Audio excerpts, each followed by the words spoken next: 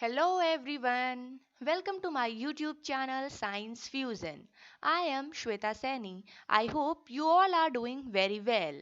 So, हमारा आज का टॉपिक है लाइफ प्रोसेसेस जो कि क्लास 10th साइंस एनसीईआरटी का टॉपिक है।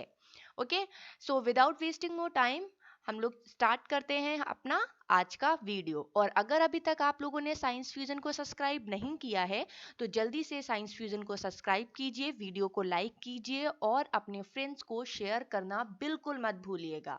Okay, so let's get started. How do you identify that anything is dead और alive?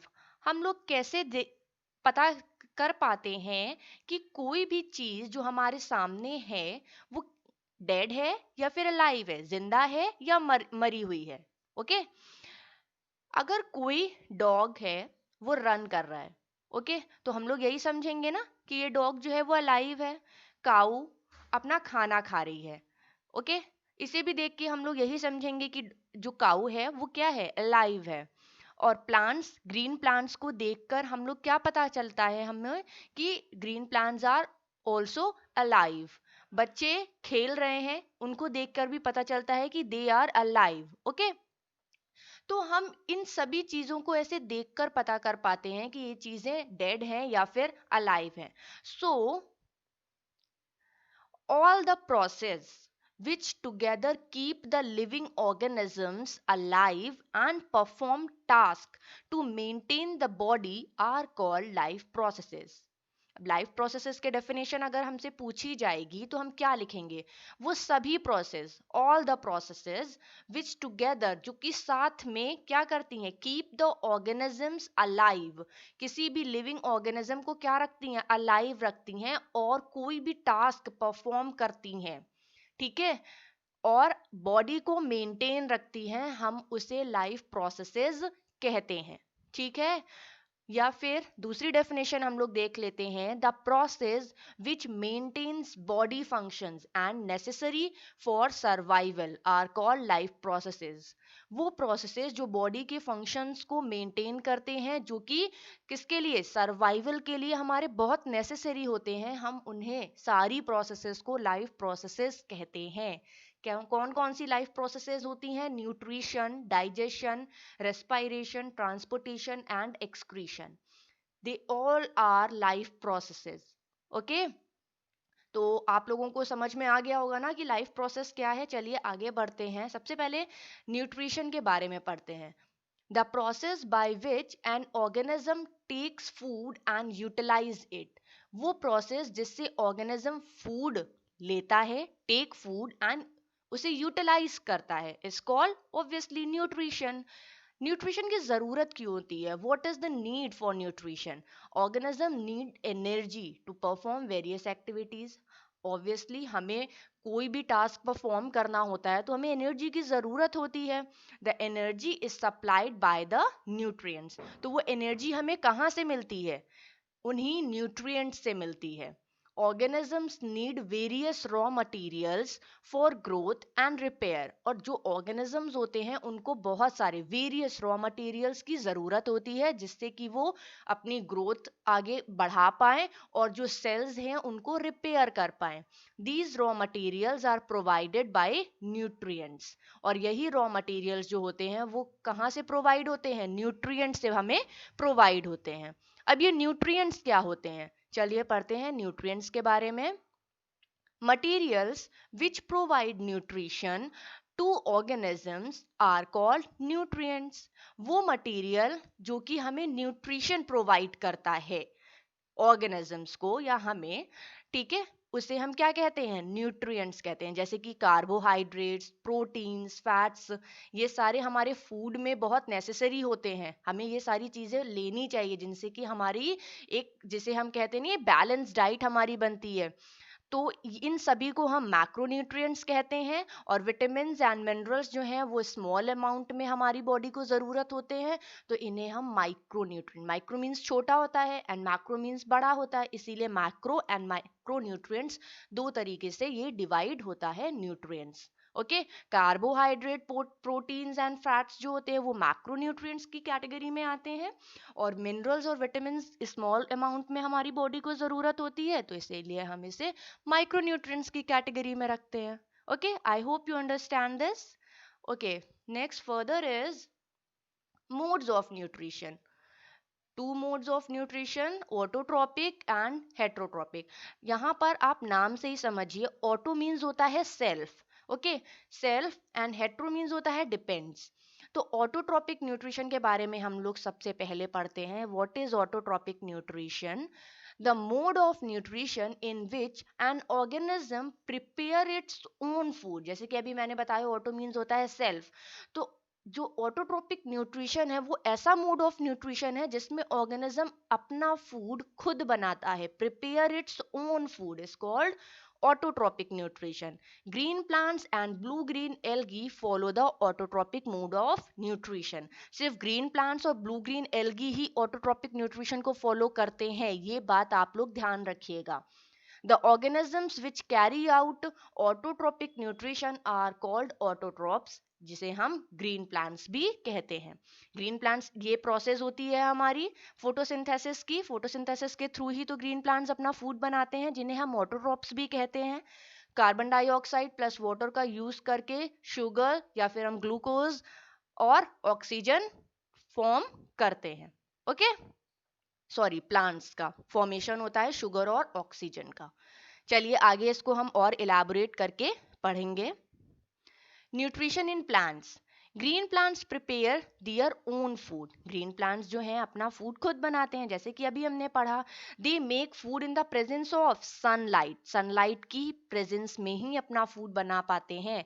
Okay, sunlight provides energy. Carbon dioxide and water are the raw materials. अगर आपसे पूछा जाए photosynthesis जो है उस प्रोसेस में रॉ मटेरियल्स क्या होते हैं, तो आपको बताना पड़ेगा energy, carbon dioxide and water. These are the raw materials, and chloroplast is the site where the food is made. अगर आपसे पूछा जाए कि what is the site of photosynthesis, then you have to answer that is chloroplast. Chloroplast is the site. Okay, chloroplast contain chlorophyll, जिसे हम green pigment कहते हैं. Now what is photosynthesis? Here is a definition. The process by which green plants prepare food is called photosynthesis. Green plants जिस process से अपना food prepare करते हैं हम उसे photosynthesis बोलते हैं. Okay, now this is the photosynthesis. Diagram के थ्रू आपको इजीली समझ में आ जाएगा. ये देखिए प्लांट्स जो हैं, लीव्स हैं, सनलाइट के थ्रू कार्बन डाइऑक्साइड जो है वो ले रहे हैं. रॉ मटेरियल्स हैं, ये देखिए वाटर भी एरो के अकॉर्डिंग देखिएगा, ठीक है. These are the raw materials, and carbohydrates and oxygen, these are the products. During photosynthesis the solar energy is converted into chemical energy. Solar energy किस में कन्वर्ट हो रही है? यहाँ पर केमिकल एनर्जी में. And carbohydrates are formed. Chemical energy में convert होने के बाद क्या फॉर्मेशन हो रहा है? कार्बोहाइड्रेट्स का. Okay, green leaves are the main site of photosynthesis. Here is the equation. Carbon dioxide plus water, ये बैलेंस, पूरी बैलेंस्ड इक्वेशन है. सनलाइट और क्लोरोफिल की प्रेजेंस में हमें क्या प्रोडक्ट मिलता है? ग्लूकोज या फिर sugar, oxygen and water. Okay, 6CO2 plus 12H2O gives C6H12O6 plus 6O2 plus 6 water या फिर H2O. Okay, this is the complete balanced equation of photosynthesis. Move further. Stomata. What is stomata? These are tiny pores present in the epidermis of leaf. Now what is epidermis? आपने 9th class में पढ़ा है. Leaf की जो सबसे ऊपरी layer होती है उसे हम एपिडर्मिस बोलते हैं. और stem through which gaseous exchange and transpiration occurs. Stem और लीव्स की जो सबसे ऊपर की लेयर होती है उसे हम एपिडर्मिस कहते हैं. उस एपिडर्मिस में टाइनी पोर्स होते हैं, बहुत छोटे छोटे से पोर्स होते हैं, जो क्या फंक्शन करता है? गैसियस का एक्सचेंज होता है उसमें, और ट्रांसपिरेशन भी होता है. ठीक है, यहाँ पर आपको स्टोमेटा का डायग्राम दिया गया है. ये गार्ड सेल्स हैं. ओके, ये न्यूक्लियस है. देयर आर छोटे छोटे से डॉट्स हैं, ये क्लोरोप्लास्ट है. ये स्टोमेटल पोर है। अभी इसके बारे में भी मैं आपको आगे बताऊंगी, ये ओपन और क्लोज स्टोमेटा क्या होता है। सबसे पहले जान लेते हैं functions of stomata. There is exchange of gases, oxygen और कार्बन डाइऑक्साइड का एक्सचेंज होता है। Lose loses a large amount of water, water vapour के फॉर्म में वाटर लूज होता है ड्यूरिंग ट्रांसपिरेशन। ओके, ट्रांसपिरेशन के थ्रू वाटर लूज भी होता है। कहाँ से? स्टोमेटा से। Okay, now next, opening and closing of stomatal pores. The opening and closing of stomatal pores are controlled by the turgidity of guard cell. ये जो guard cells होते हैं इनकी turgidity पे depend होता है स्टोमेटा कब open है और कब close है। all time स्टोमेटा close नहीं होते हैं क्योंकि all time plant transpiration नहीं करता है, क्योंकि अगर all time plants जो हैं वो transpiration करते रहेंगे तो प्लांट में वाटर बचेगा ही नहीं। ओके, एक उनका पर्टिकुलर टाइम होता है, उसी टाइम पर ही लीफ और स्टेम जो होते हैं वो ट्रांसपिरेशन करते हैं। ऑल टाइम 24 आवर्स उनका ट्रांसपिरेशन नहीं होता है। तो ट्रांसपिरेशन का ही ये प्रोसेस होता है कि स्टोमेटा ओपन होते हैं, स्टोमेटा क्लोज होते हैं। Okay, when guard cells uptake water from surrounding cell, जब guard cell जो है वाटर को अपटेक कर लेते हैं आसपास के सेल से, they swell to become turgid, वो फूल जाते हैं। ठीक है, और turgid हो जाता है, स्ट्रक्चर जो है कैसा हो जाता है? टर्जिड हो जाता है, टाइट सा हो जाता है। विच enlarge the pores in between, जो कि जो बीच का जो पोर होता है वो बढ़ा देता है, जिसे हम स्टोमेटल ओपनिंग कहते हैं। ओके, और सेकेंड कंडीशन होती है व्हेन वाटर इज रिलीज, जब वाटर रिलीज हो जाता है तो जो स्टोमेटल पोर होता है वो फ्लैसिड श्रिंक हो जाता है और अपने आप जो ये पोर है ये क्या हो जाता है? बंद हो जाता है। तो ये इस सिचुएशन को हम स्टोमेटा क्लोज या स्टोमेटल क्लोजिंग बोलते हैं। ओके, यहाँ पे देखिए लेबलिंग भी है। ये पर्पल कलर का जो सर्कल है ये न्यूक्लियस है, then chloroplast, vacuoles, guard cells and cell wall. Okay, this is the stomata open and stomata close. I hope आप लोगों को समझ में आ गया होगा कैसे ओपन होता है और कैसे क्लोज होता है।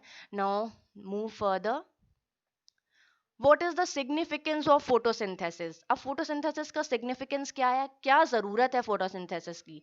Photosynthesis is the main way through which solar energy is made available for different living beings. अभी आप लोग आगे और पढ़ेंगे कि photosynthesis जो है, जिसे हम लोग plants को इसी वजह से हम producers भी कहते हैं, क्योंकि plants जो है अपना food खुद बनाते हैं, खुद produce करते हैं, और कोई भी लिविंग क्रिएचर ऐसा नहीं है जो अपना फूड खुद प्रिपेयर करता है। ओके, तो सोलर एनर्जी जो है प्लांट्स के थ्रू ही सारे लिविंग बींग्स के लिए अवेलेबल हो पाती है। डिफरेंट लिविंग बींग्स के लिए अवेलेबल अगर सोलर एनर्जी होती है तो वो सिर्फ और सिर्फ प्लांट्स के थ्रू, फोटोसिंथेसिस के थ्रू ही हो पाती है। अभी आप लोग और आगे चैप्टर्स में पढ़ेंगे, जब आप लोग फूड चेन पढ़ेंगे, ओके, 10% लॉ पढ़ेंगे जब आप लोग, तब आपको और अच्छे से क्लियर होगा कि ये एक्चुअली में ये सेंटेंस जो है वो क्या इसका मीनिंग है। Green plants are the main producers of food in the ecosystem. जो हमारा पूरा इकोसिस्टम है उसमें एक फूड चेन है। फूड चेन तो आप लोग जानते हैं कि अगर ग्रास को है वो कोई इंसेक्ट्स खा रहे हैं तो इंसेक्ट्स को किसी फ्रॉग ने खाया, देन फ्रॉग को स्नेक ने खाया, स्नेक को वल्चर ने खाया, तो ये पूरी एक प्रॉपर फूड चेन होती है। तो फूड चेन के थ्रू ही अलग अलग लिविंग क्रिएचर में एनर्जी का ट्रांसफर भी होता है। ओके, तो ग्रीन प्लांट जो है वो मेन प्रोड्यूसर्स होते हैं, क्योंकि एनर्जी जो है प्रोड्यूस कहाँ से हुई? सोलर एनर्जी जो है वो मिली तो प्लांट से ही ना, और अलग अलग लेवल पे जो अलग अलग ट्रॉपिक लेवल्स हैं फूड चेन के, उनमें ट्रांसफर भी वही करते हैं। Okay, all other organism directly और indirectly depend on green plants for food.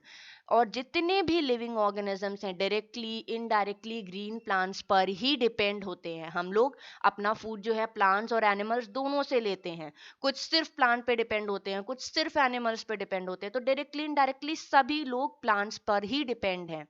The process of photosynthesis also helps in maintaining the balance of carbon dioxide and oxygen in the air. Obviously, जैसे कि हम सभी जानते हैं, photosynthesis अगर नहीं होगा तो हमें ऑक्सीजन नहीं मिल पाएगी। तो हमारा जो एनवायरनमेंट है उसमें कार्बन डाइऑक्साइड और ऑक्सीजन का बैलेंस बनाने के लिए फोटोसिंथेसिस बहुत हेल्प करती है। Okay, so this is all about significance of photosynthesis. Let's move further.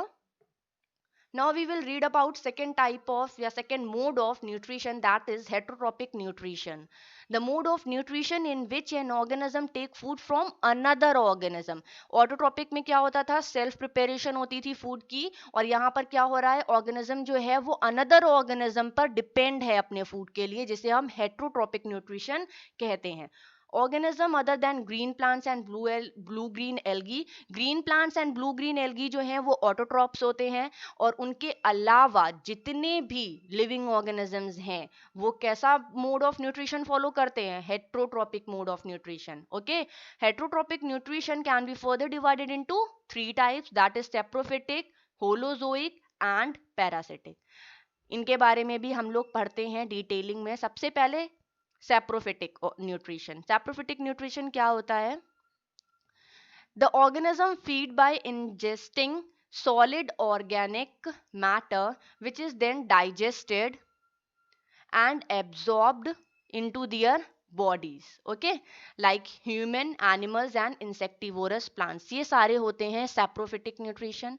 Holozoic nutrition happens inside the body of the organism, that is after the food is ingested. जब food अंदर चला जाता है, ingest हो जाता है, तब digestion start होता है, तब हम उसे holozoic nutrition कहते हैं. Parasitic nutrition obtains nutrients from living organisms. Parasitic nutrition जो होता है वो अदर लिविंग ऑर्गेनिज्म से अपना न्यूट्रिएंट्स लेते हैं. The parasite obtain nutrients by living on or in the body of the host. किसी बॉडी पर से लेते हैं या फिर उनकी बॉडी में होस्ट बनकर लेते हैं, जैसे कि cuscuta, lice and tape worms. Okay, like this, जिसे हम लोग अमरबेल भी कहते हैं. तो ये होते हैं saprophytic, holozoic and parasitic nutrition, जिन्हें हम लोग हेटरोट्रॉपिक न्यूट्रिशन की कैटेगरीज में बांट के रखते हैं. ओके, चलिए आगे पढ़ते हैं. Nutrition in amoeba. सबसे पहले हमारा न्यूट्रिशन इन अमीबा के बारे में है, जो कि अमीबा जो है वो कैसा है, यूनिसेलुलर ऑर्गेनिज्म है, हम सभी जानते हैं, which follow the holozoic mode of nutrition. Holozoic mode of nutrition क्या था? The digestion happens inside the body of the organism. Digestion जो है वो ऑर्गेनिज्म की बॉडी में होता है. ओके, तो अमीबा की भी बॉडी में ही डाइजेशन होगा, इसीलिए इसको हम क्या बोलते हैं, holozoic mode of nutrition. In holozoic nutrition, the digestion of food follows after the ingestion of the food. जैसे कि अभी मैंने बताया, जब ingest हो जाता है फूड बॉडी के अंदर, तब डाइजेशन स्टार्ट होता है. Thus, digestion takes place inside the body of the organism. Body के अंदर डाइजेशन स्टार्ट होता है. Holozoic nutrition happens in 5 steps, namely ingestion, digestion, absorption, assimilation and egestion. इन सभी स्टेप्स के बारे में हम लोग डिटेल्स में पढ़ते हैं. चलिए आगे बढ़ते हैं, इन स्टेप्स के बारे में पढ़ते हैं. स्टेप्स के साथ आप लोग डायग्राम भी देखते चलिएगा. इंजेशन, सबसे पहले हम इंजेशन प्रोसेस के बारे में पढ़ेंगे. The process of taking in the food is called ingestion. Taking in the food, food को अंदर लेना क्या होता है, इंजेशन. ये देखिए अमीबा है, इसके पास में फूड आया तो इसने अपने फूड को गेन करने का एक लाइक स्ट्रक्चर ऐसे बना लिया. फिर यहाँ पर देखिए इसने अपने सीडोपोडिया को इस तरीके से एक कैविटी के फॉर्म में बनाया है, और इस प्रोसेस को हम क्या कहते हैं, ingestion. Okay, next, digestion, the process of breaking complex food substances into simple molecules is called digestion. किसी भी कॉम्प्लेक्स फूड सब्सटेंस को सिंपल मॉलिक्यूल्स में चेंज करना जो प्रोसेस होती है उसे हम डाइजेशन कहते हैं. Simple molecules thus obtained can be absorbed by the body, और वो बॉडी जो है एब्जॉर्ब कर लेती है जो भी सिंपल मॉलिक्यूल्स में ब्रेक हुआ होता है. तो यहाँ पर देखिए फूड जो है टोटली ब्रेक डाउन हो चुका है, तो ये हो गया यहाँ पर अमीबा में फूड का डाइजेशन. चलिए नेक्स्ट स्टेप पढ़ते हैं, absorption. The process of absorption of digested food is called absorption. Absorption के तो वर्ड से ही आपको समझ में आ रहा होगा कि जो डाइजेस्टेड फूड है वो एब्जॉर्ब जब कर रही है बॉडी, तो हम इस प्रोसेस को क्या कहते हैं, एब्जॉर्प्शन. यहाँ पर देखिए एब्जॉर्प्शन हुआ है, अमीबा की बॉडी ने फूड को एब्जॉर्ब कर लिया है. Next, The process of utilization of digested food for energy and for growth and repair is called assimilation. अब यहाँ पर अमीबा की बॉडी जो है वो फूड को एसिमिलेट करेगी, रिपेयरिंग सेल्स और एनर्जी ग्रोथ सभी के लिए बॉडी ने उस फूड को यूज कर लिया है. Okay, then it is called as assimilation process. Now last is the process of removing undigested food from the body is called egestion. यहाँ पर देखिए अनडाइजेस्टेड फूड जो है वो बॉडी से रिमूव हो गया, ये लास्ट प्रोसेस है, इसे हम क्या कहेंगे, इजेशन. ओके, सो एक बार और हम लोग इसको अच्छे से देख लेते हैं. Amoeba is a unicellular animal which follows the holozoic mode of nutrition. The cell membrane of amoeba keeps on protruding like या फिर into pseudopodia. ये देखिए protrude होके pseudopodia में form हो गया. फिर इसके बाद amoeba surrounds a food particle with pseudopodia and make a food vacuole. जैसे कि मैंने बताया फूड वैक्यूल का फॉर्मेशन होता है. The food vacuole contains food particle and water. Food vacuole जो है फूड पार्टिकल और वाटर को कंटेन करता है. The digestive enzymes are secreted in the food vacuoles and digestion takes place. After that digested food is absorbed from the food vacuoles. digested food जो है वो food vacuoles जो है वो absorb कर लेता है. यहाँ पर देखिए absorption हुआ है. Finally, the food vacuole move near the cell membrane and undigested food is expelled out. फिर यही जो food vacuole है वो धीरे धीरे outer area में आता है और digestion process के through undigested food जो होता है वो expelled out हो जाता है. Okay, so this is all about today's class. आगे के topics हम लोग अपने next video में cover करेंगे. तब तक के लिए हम लोग अभी अपने वीडियो को फिनिश करते हैं. और अगर अभी आप लोगों ने इंस्टाग्राम और फेसबुक पर साइंस फ्यूजन को सब्सक्राइब नहीं किया है तो जल्दी से सब्सक्राइब कर लीजिए. और अगर यूट्यूब पे भी आप लोगों ने अभी तक चैनल को सब्सक्राइब नहीं किया है तो जल्दी से सब्सक्राइब कर लीजिए, वीडियो को लाइक कर लीजिए और अपने फ्रेंड्स और क्लासमेट को शेयर करना बिल्कुल मत भूलिएगा. तो चलिए मिलते हैं हम लोग अपने नेक्स्ट वीडियो में. और नेक्स्ट वीडियो को देखना बिल्कुल मत भूलिएगा क्योंकि नेक्स्ट टॉपिक है हमारा ह्यूमन डाइजेस्टिव सिस्टम. अब हम लोग ह्यूमंस के बारे में पढ़ेंगे. ओके, तो चलिए मिलते हैं हम लोग नेक्स्ट वीडियो में. Till then bye bye, take care.